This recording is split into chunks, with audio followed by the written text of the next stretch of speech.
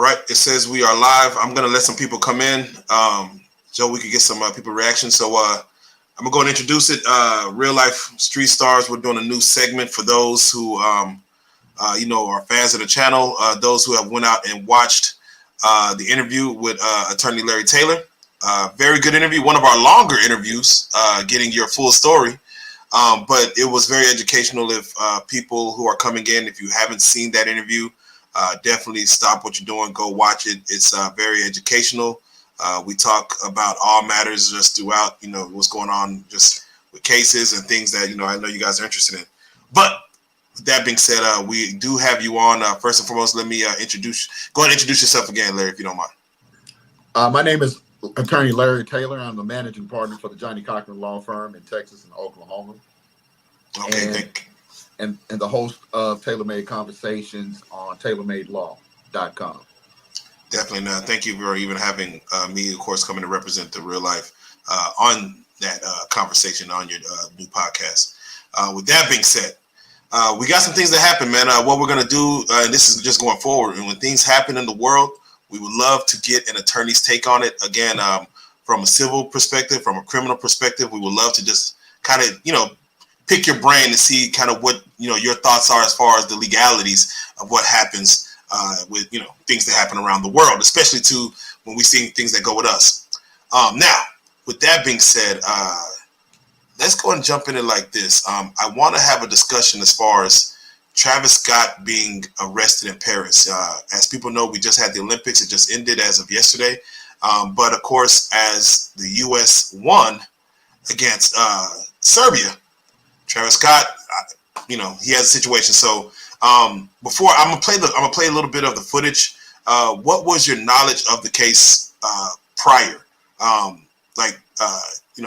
did it come to you as far as what you just scrolling through your phone and saw Travis Scott arrested? Did someone call and say, hey, or were you watching it live on the news or anything?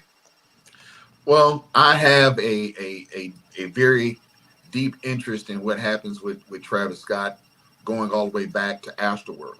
And so I personally have a marker on my browser that anything that happens Travis Scott wise pops up on my feed. Okay. All right. Well, with that being said, he's been in trouble with the law before. I mean, I think he was just arrested in Miami, literally, I guess some weeks ago or something of that nature. But what I want to do is I want to go ahead and play the footage for those who haven't seen what we're speaking of with Travis Scott being arrested in Paris. I'm going to go ahead and play it, and then we'll come back on and speak with you in regards to what, let's break down the video. So let me go and do that now.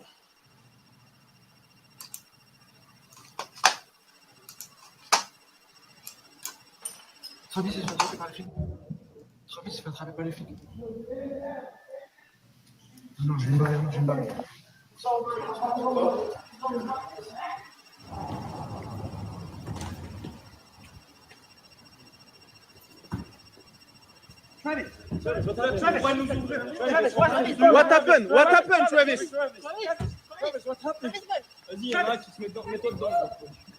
Sorry. Travis, what happened? Travis. De l'autre côté, Ali. Devant, en face, allez, en face. Au milieu.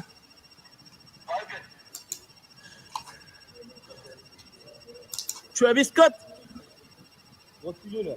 Reculez les gars.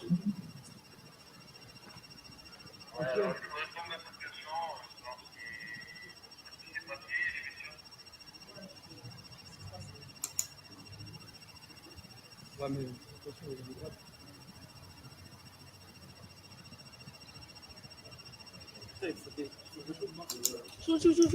Shoot. Non, on filme, t'inquiète.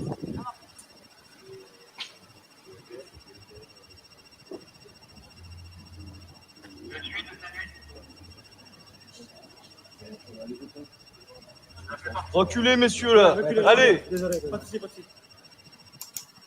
All right, so we'll stop it right there. Let's get back to you, Larry, in regards. All right, so that video surfaces, of course, right after the U.S. versus Serbia win. You could tell Travis Scott has the same clothes on, so it happened obviously that night. from your take on that, just give me your thoughts first. Not even from a lawyer standpoint, but just give me your thoughts on just watching, that happen, just as maybe a fan of Travis or your Houston, ties. Just give me your thoughts on it. That's a scene that we've all probably seen before. One of our friends has had a little too much to drink, and at that point, we're saying, "Hey, let's go back to the room," and they're saying they don't want to go back to the room, or that the room is one way, but they're discombobulated and really don't know what's happening or have an understanding of their surroundings. And so here, I think we have the same case or similar cases with Travis Scott, because there's really no reason why he would be arguing and fighting with his own security guard, other than he kind of lost his frame of reference because he indulged too much that night, and the security guard was probably trying to get him to go to his room. And so, looking at what little we saw prior to his arrest and him being put in handcuffs, it seemed like he wanted to go to his room. Now, he's not, according to reports, the assault charges have been dropped because they didn't rise to the levels of an assault, which typically means that someone touched you, an unwanted touching that hurt. And so chances are, and that's pretty universal, and chances are the security guard probably said, "Well, I wasn't really hurt, just agitated." And so it wouldn't reach the levels of an assault, but there was, and I think it is still going to be, charges of disorderly conduct. And that typically happens anytime that you're in a public place and you cause a disturbance outside of a normal or allowed disturbance, like a celebration of a game. And so fights or throwing things or anything that might cause anyone to be in fear or apprehension of coming in that area can be considered disorderly conduct, or just doing something that, like I said, is not in the normal course of your activities. And so he should be fine. It is a foreign country. I don't necessarily know at this particular juncture how that's going to affect him potentially entering back into that country. But if it's a low-lining misdemeanor, and it's not an assault or it's not a theft, most countries kind of overlook that. And so I'm believing that that's what's going to happen here. One of the concerns that I did have was how they handled him. He did not seem as if he could not walk himself. I was a little concerned about the way they held his arms, dealing with his joints and his shoulders. And so, I think that probably could have been handled a little bit better. They might have even allowed him to potentially go back to his room and sleep it off with maybe security at the front door, But given his actions, they may have been afraid that he would have tore up the room or done something or caused damage to the room. And so that's why he ended up going with law enforcement to sleep it off. Okay, so I want to stay right there. And of course, I don't know how civil suits work in Paris, but when someone gets arrested and get handled in a certain way, as you've seen, like this is probably a little excessive for, what you guys were called for to do. Does he possibly have, and let's just say if this was in America and this was the same thing happened, let's say in New York or somewhere, just whatever state, is it possible that he could have a suit against the police by being arrested in a certain way, or do people have probable cause to file a lawsuit if they are handled, kind of roughly when it comes to an arrest? In most countries, or should I say in some countries, especially countries that are those countries in Europe, I believe that there are laws that protect what they would call over-policing or police brutality. However, in this case, and just keeping it real life, Travis don't want that. Travis basically wants, if I'm his attorney at this point, I'm saying to him, let's take this misdemeanor, let's pay this fine, let's get you back home, and let's be done with it. Because if you get to going into trying to go after the hotel or go after the police department, then you run the risk of potentially opening the doors for that assault charge to come back. And that's when it becomes a problem. And so and this is the messed up thing about the law. Just because you said something or you didn't want anything to happen on day one, it doesn't prevent on day 5 or 2 weeks later from that same victim coming back and say, I do want to bring charges at this point. And so at this point, it would be best for Travis to make this cause as little ruffles as possible and allow this low-lining, disorderly conduct to happen and be gone. And it's a good chance that if they have laws such as deferred or even a conditional dismissal, he can pay a fine, he can do a PSA, and the case will be dismissed and he can go on about his life. Do you feel that the paparazzi were called by the police or they were already out there? Just your thoughts. Man, look, I'm going to tell you right now from personal experience, if you have someone who is high profile, most news stations or even freelancers are going to be positioned out there in hopes that something happens. And so we didn't see a ton. Like, for example, we didn't see 30 or 40 news outlets there. And most of them had cell phones. So it wasn't major cameras. And so, and it was probably around 5 to 8 of them. And I'm believing that those individuals were just stationed out there hoping that something happened. And the other thing that happens a lot is that hotel staff is paid by individuals to alert them when something happens. Correct.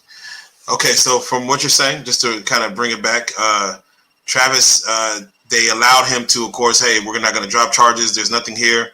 I know he has the public embarrassment of getting arrested and getting handled like that. This is still Travis Scott we're talking about, an international artist. But he should allow just that to just let the dust settle, not worry about, any public ridicule because of the arrest, and just take it on the chin, go ahead and move on, get back to America, get back home, keep on moving. Yeah, most definitely. And, that's one of the things when I represent individuals like yourself who are high profile, if you go somewhere, and I'm your attorney, I'm usually somewhere in the background and I'm watching and assessing the situation around you, especially if you're going to another place that is going to be high profile. So let's say, for example, you decide you want to go to the Oscars or to the Grammys. I usually show up days in advance to kind of scope out, get an idea of who the law enforcement officers will be that day, and get a feel for, the courts and the lay of the land. And then that way, when we're there, if something does happen, we have an idea how to quickly get it done. Because the thing is, you want to try to avoid these type of situations and keep your clients from being embarrassed, because that costs money. That may cost you an endorsement deal, that may cost you a concert or something of that nature. And so you want to try to stay out of as much trouble as possible. And so it's important to kind of know where you're going, and knowing the lay of the land really reduces the chances of something like this happening. Okay, perfect. Thank you. Thank you for your knowledge on that scenario.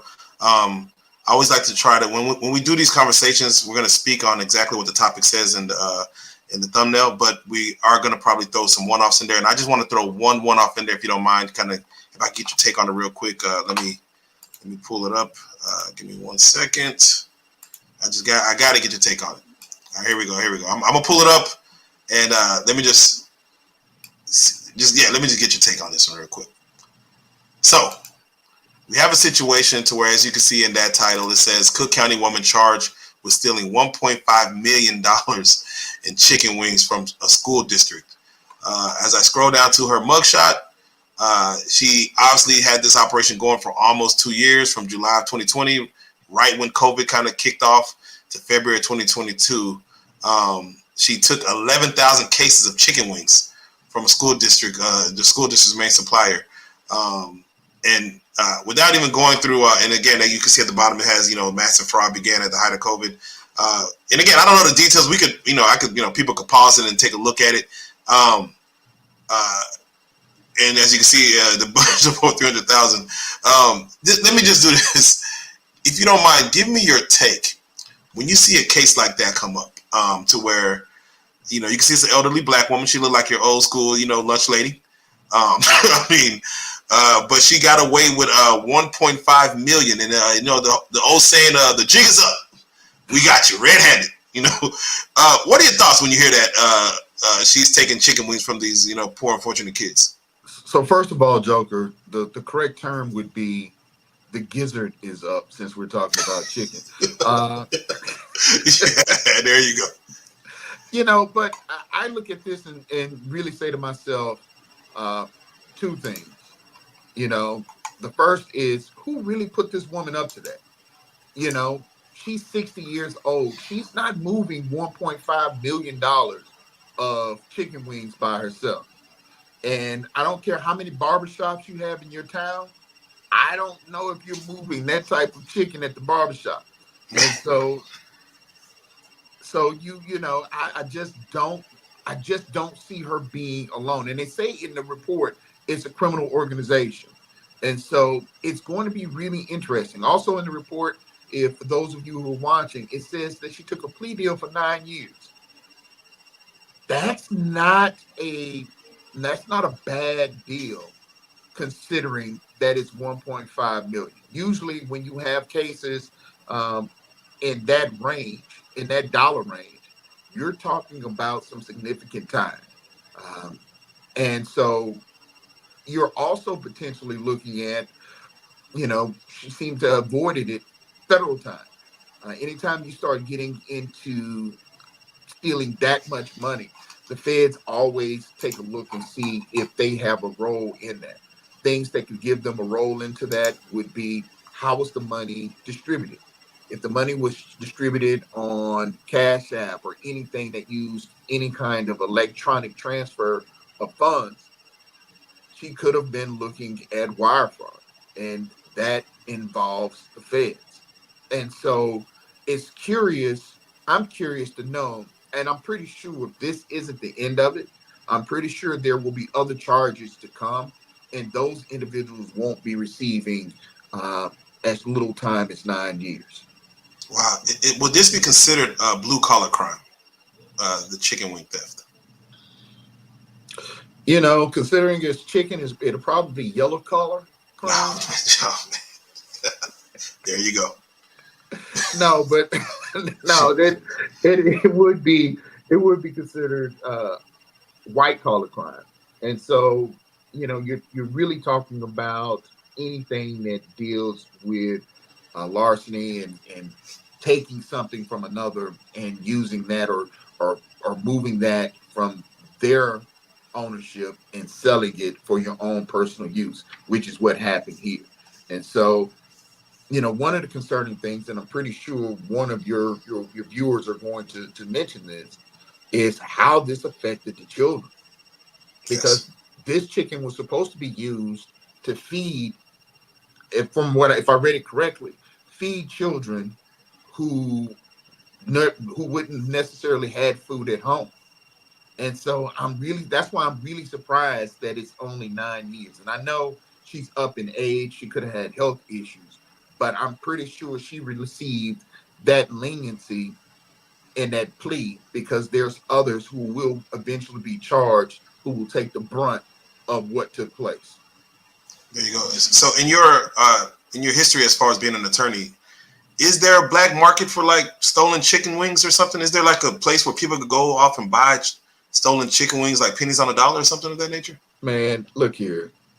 I'm still I told you where I'm from, so I'm not going to say too much on that, but there's a market for everything out there. Okay. There's a market for everything out there. Okay. So I'm pretty sure. Look, the funniest thing I ever seen was a closed gas station, and I drove by, and these people must have had at least 100 boxes or containers of Tide. What do you call them? Little pellet things. Oh yeah, that you throwing. The Tide. I don't know what it's called. But I know you're talking about to wash your clothes. Yeah. They must have had over 100 of those at a closed gas station with a tent. And the first thing I thought in my mind was, they most definitely are not a legal reseller for Tide. And so, that old cliche, things fall off a truck, it's real. And so this is a situation where I'm pretty sure that someone utilized the fact that chicken fell off the back of a truck and they purchased it. Or it could be even more complicated, or it could be more to it, in the sense that it could have been a restaurant that could have been purchasing this chicken. I see what you mean. So That's let me ask. Go ahead. That's what I'm saying. They're, I'm pretty sure law enforcement have their eyes on others that were involved, that used this woman's access in order to benefit themselves. Because looking at her, she didn't look like she just made $750,000 or $1 million in the last 2 years. Right. So just to kind of advise, if you were her lawyer, looking at $1.5 million worth, which is a lot of money in chicken wings, $1.5 million. She took a plea deal, 9 years. Would you have opted her to take that plea deal too, or knowing the well, again, you don't know the case, but would you have opted, saying you're 66 years old, you may do half, let's go and take the plea? So, like I said before, man, I present the evidence and my recommendations to my client. But if she was honestly looking at anywhere, because of the amount of 25 to life, and they were offering her 9, I may suggest to her that you might want to think about it and take that deal. But I am pretty sure that deal came with her assisting law enforcement at going after the others, because I think they also said it was criminal enterprise. Correct. And so, it's real hard to enterprise by yourself. Correct. Well, R. Kelly, he was in a RICO, and he's the only person. I mean, I don't know, but another story. That's another story for another time. Yeah. Well, with that being said, I know there is another case I would love to talk to you on a different matter. I know you probably heard the story. I'll let you get your thoughts together on it. But the young man who was riding with his 7-year-old nephew and was he tried to drag a police officer a few blocks and was shot and killed. As the police officer feared for his life. There's, of course, the body camera footage was released. I'll get it to you if you haven't seen it, but I would love to break that down with you on a future episode here soon, just to kind of get your take on how that all played out. But I'll get that over to you. But with that being said, no, thank you for the knowledge of in regards to Travis Scott, as far as for other celebrities that may get involved in situations like this overseas. I know Nicki Minaj just had it happen to her. So kind of ways to move. But thank you for that knowledge. Any final thoughts you want to give in regards just to our fans that are watching? Man, nothing other than, once again, make sure that if you're watching, that you subscribe, that you like, and that you support these men and women of street stars. They're doing a good thing. I've had an opportunity to speak with them. I really like what they're doing. They've made me the real life lawyer. And so I'm traveling. I just get off a plane and I get a call from the real life Joker saying, "Hey, can you talk about this subject?" I was like, "Man, I'm here for my sister's birthday. I didn't bring a suit, but for you, I'm going to get to the hotel room, I'm gonna pop up the iPad, and I'm going to tell the people what you want them to know." Man, and we appreciate you for that, man. But yeah, this is going to be an ongoing topic because, again, we like knowledge, and knowledge is power, and knowing is just half the battle. So with that being said, Attorney Larry Taylor, man, if you don't mind, also let them know how to follow you on any of the platforms you're on. You can follow me on YouTube under TaylorMade Conversations. The website is tailormadelaw.com. If you have questions and you want to know if you have a case, you can always go there, and one of my paralegals or attorneys will let you know exactly what we think the situation is. And you can follow me on Instagram at Larry Taylor II. Perfect. I definitely appreciate you, man. If there's, of course, any fans that have questions, like he said, he gave the links, he gave the drops, he gave the IGs. Y'all definitely hit him up. Very knowledgeable. We'll be touching base with you soon because, of course, the world keeps on spinning and things keep on happening. So with that being said, we got to say it again, man. The real life lawyer, man, attorney Larry Taylor, you are a real life street star. We salute it.